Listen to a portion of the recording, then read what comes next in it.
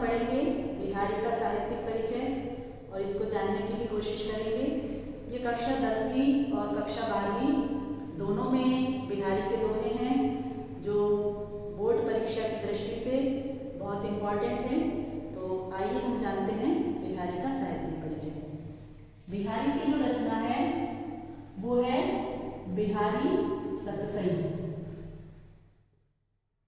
यहाँ पर सतसई का मतलब होता है 700। बिहारी की जो कविताएं हैं वो बिहारी के पद, बिहारी के दोहे, शीर्षक से प्राप्त होती है। सतसई का मतलब होता है 700। तो बिहारी ने इस सतसई परंपरा की शुरुआत की थी और उन्होंने लिखा था कि रीतिकाल के जो भी कवि हैं उनको सबको 700 के ऊपर दोहे लिखना है। तो बिहारी ने जो है 713 दोहों की रचना की है और अन्य रीतिकालीन कवियों को भी ये उन्होंने एक शर्त रख दी थी कि 700 के ऊपर ही दोहे लिखे जाने चाहिए। तो जो बिहारी हैं वो रीतिकाल के सर्वश्रेष्ठ कवि हैं। उन्होंने श्रृंगारिक वर्णन किया है, उन्होंने नायिका का नक्शी वर्णन किया है, प्रकृति चित्रण किया है और उनके जो दोहे हैं वो अर्थ की गंभीरता को लिए हुए हैं। हिंदी में समास पद्धति का परिचय भी बिहारी ने ही किया था।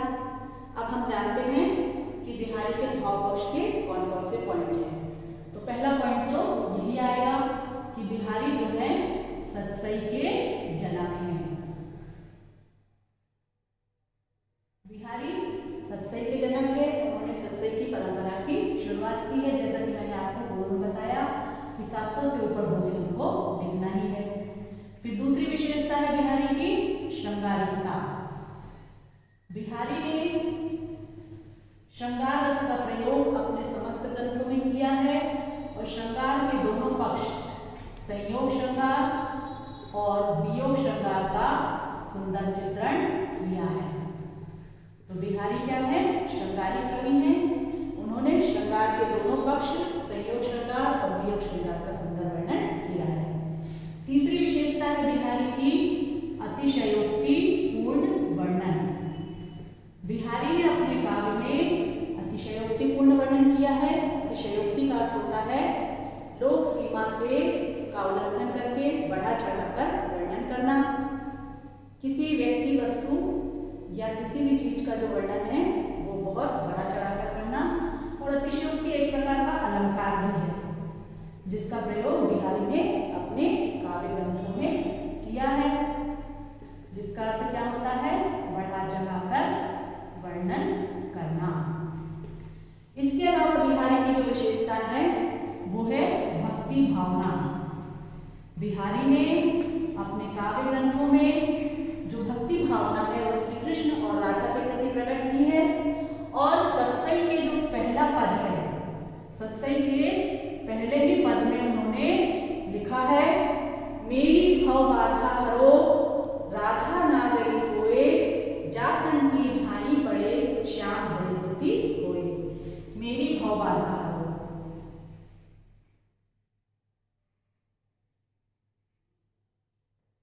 फिर बिहारी ने जो है प्रकृति चित्रण भी किया है अपने काव्य ग्रंथों में, क्योंकि उन्हें प्रकृति से भी प्रेम था। उनका जो प्रकृति चित्रण है वो बहुत ही सुंदर है। उन्होंने एक जगह पर लिखा है, कहलाने एकत बसत अहि मयूर मृगबाग, जगत तपोवन सो कियो धीरज दाध विधान। उन्होंने प्रकृति का सुंदर चित्रण भी अपने ग्रंथों में किया है। छठवीं विशेषता यदि हम देखें बिहारी की तो वो आती है बहुज्ञता, यानी कि उनको बहुत सारी चीजों का ज्ञान था। बिहारी जो है वो ज्योतिष, वैद्य, गणित और विज्ञान इन सारे विषयों पर उन्होंने दोहे लिखे हैं। और उनका एक बहुत ही सुंदर दोहा है।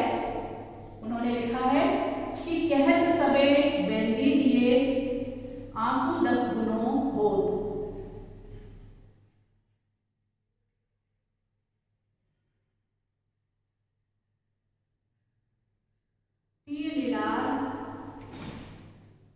बेंदी दिए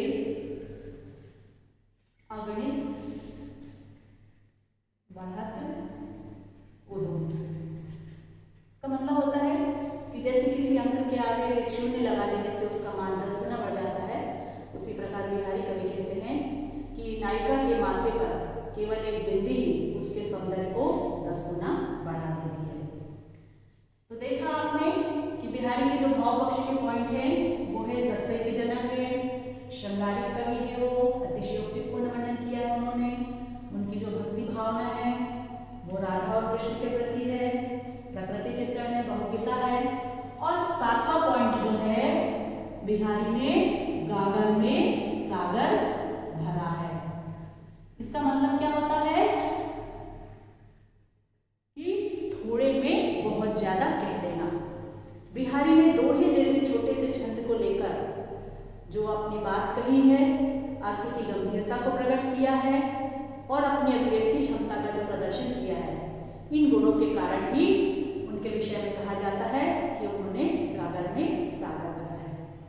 बिहारी के जो दोहे हैं वो इतने अच्छे हैं, उनके विषय नीति, भक्ति, प्रकृति, श्रृंगार सभी हैं, लेकिन वो दोहे हमारे जीवन को मार्गदर्शन देते हैं। उनके दोहों की प्रशंसा में कहा गया है, सतसैया के दोहरे ज्यो नाविक के तीर, देखन में छोटे लगे घाव करे गंभीर। बिहारी के जो दोहे हैं वो बहुत छोटे से छंद, दोहा छंद के माध्यम से लिखे गए हैं, लेकिन उनके अर्थ की गंभीरता के कारण उनकी प्रशंसा में ये पंक्तियां कही गई है। अब कला पक्ष पर हम ध्यान लगाते हैं। कला पक्ष में हम सबसे पहले अलंकार जानेंगे। तो जैसा कि मैंने आपको पूर्व में बताया है कि बिहारी ने इस अलंकार का प्रयोग किया है, अतिशयोक्ति अलंकार। इसके अलावा उन्होंने उपमा, रूपक, उत्प्रेक्षा का भी प्रयोग किया है। फिर हम जानते हैं छंद। बिहारी ने दोहा छंद का प्रयोग किया है। फिर तीसरा हम जानते हैं कि भाषा, तो इन्होंने ब्रज भाषा का प्रयोग किया है।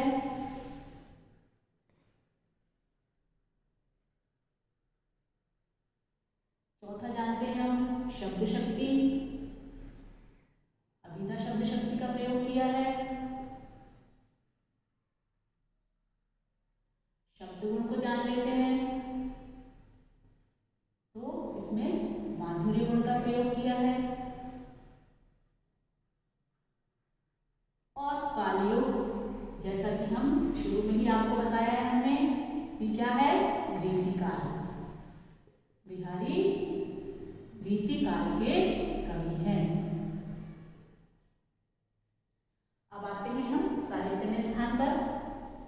तो बिहारी रीतिकाल के सर्वश्रेष्ठ कवि, सत्सई के जनक,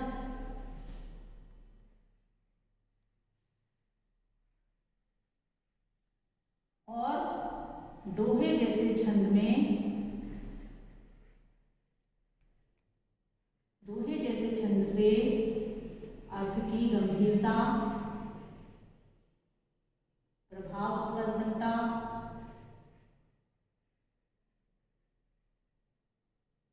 श्रृंगारिक वर्णन,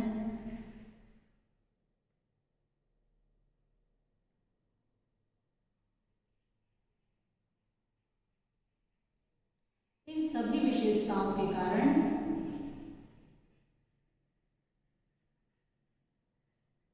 उनका रीतिकाल के साथ साथ हिंदी साहित्य में भी महत्वपूर्ण स्थान है।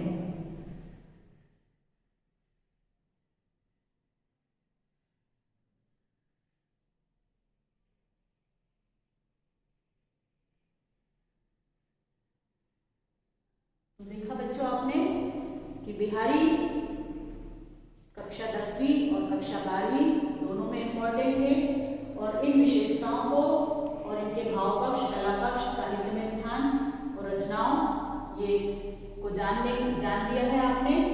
ये 5 नंबर का प्रश्न आता है। यदि हम इस प्रकार से इसका वर्णन अच्छे से कर देंगे तो हमें 5 में से 5 नंबर